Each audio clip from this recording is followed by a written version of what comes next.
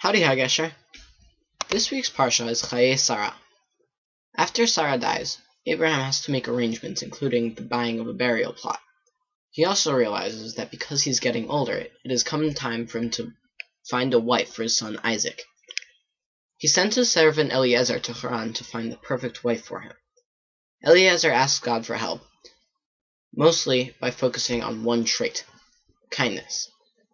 Specifically, he wants to find the girl, who turns out to be Rebecca, that not only would be kind enough to help him to get some water, but would also give water to his 10 camels. While this sounds like a minor undertaking, it was very difficult because that would have involved hand-drying about 400 gallons of water. So why would she do something so difficult?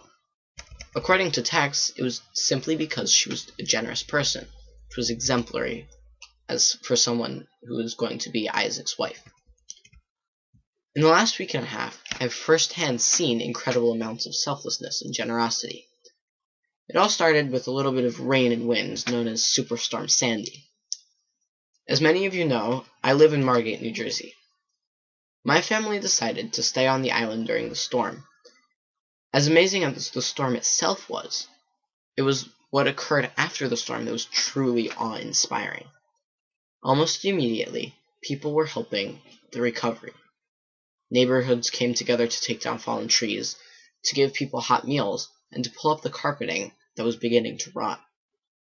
The selflessness shown wasn't easy either. Many of the people that were helping, in fact, had damage in their own homes, and certainly didn't have power.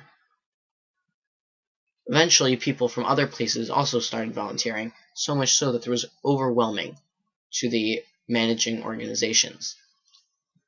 This experience was an incredible demonstration of how selfless people can be.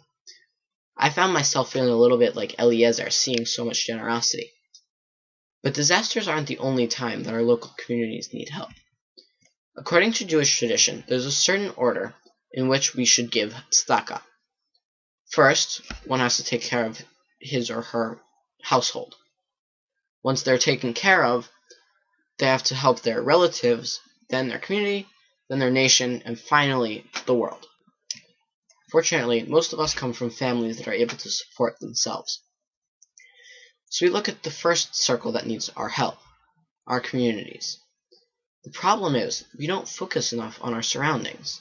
Yes, it's very important to give to those in third world countries. It's important to give to Israeli causes, and it's very important to help the Red Cross. But what about the community around us? The Jewish Family Service food pantry in my area ran out of food this past week. This was only partially because of the storm. Otherwise, it would have run out perhaps in a month.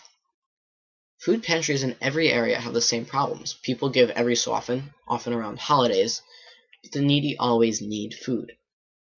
Local organizations always have the hardest time getting what they need to help those who need it. If we go back to Rebecca, we see a nice parallel with our local problems, and not only because of the massive amounts of water. She helps Eliezer because he is in reach of her, and only her. No one else is going to water the camels. No international organization provided for his needs. Similarly, we have to help those around us, because there are neighborhoods, our neighbors, and there's still so much in need of tzedakah. If you would like to help my personal community or the greater coastal communities with relief efforts, please contact your chapter Sado or visit the Facebook page Sado for Superstorm Sandy to find out more information. I also encourage you to take this time to consider other local organizations that may need your help. Many food pantries are beginning to prepare for the holiday giving season. Homeless shelters are always in need of volunteers, and local charities can always use your help. And remember, as Rabbi Tarfon taught in Pirkei Avot, you do not have to complete the task, but neither are you free to neglect it. Stay safe and get excited for Fall Convention. Shabbat Shalom, Hagesher.